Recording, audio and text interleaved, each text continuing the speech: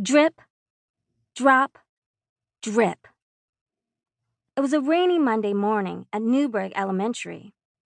Dark clouds filled the sky as rain splattered on the ground.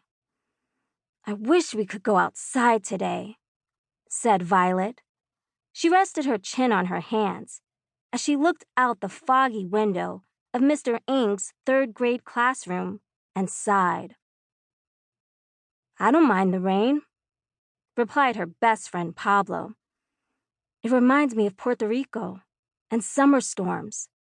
I loved playing in my abuela's backyard when it rained. She has this big mango tree, and I would catch the water drops that fell off its leaves in my mouth."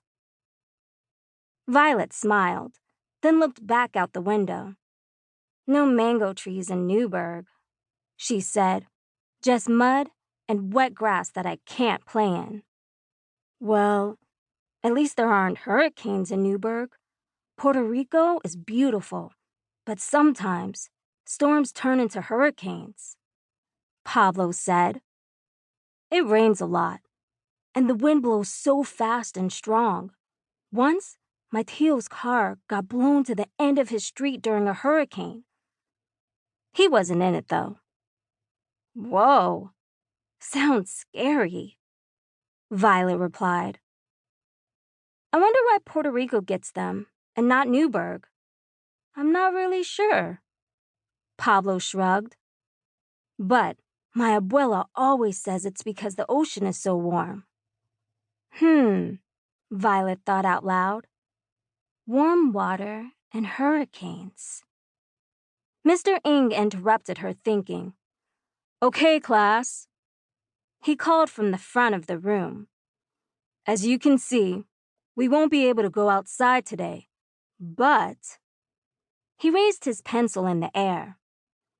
"I do have a special surprise for you all." The students' eyes grew wide. The room hummed with whispers of excitement. "First, let's go over to the science space," Mr. Ing continued. "Yes!" Violet and Pablo cheered. They stood up with the rest of the class and headed toward the back of the room. Violet and Pablo were science-loving best friends. One day, Violet was going to be a famous scientist and run her own lab. Pablo loved space and wanted to become an astronaut.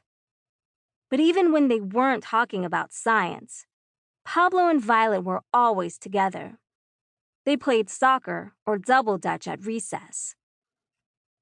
They also ate lunch with each other every day, and anytime they were in the science space, they worked in the same group. Today, Violet and Pablo sat down at one of the round tables with the twins, Skylar and Devin.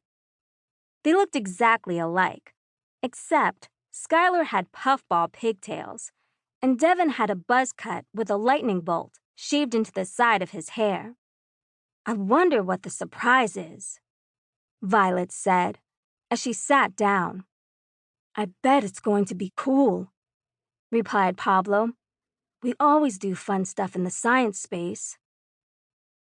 Skylar nodded and smiled, but Devin just looked at his hands, which were folded in his lap. Pablo tilted his head and asked, "Are you okay, Devin?" Devin raised his eyes and offered a small shrug. "Yeah. I was just thinking."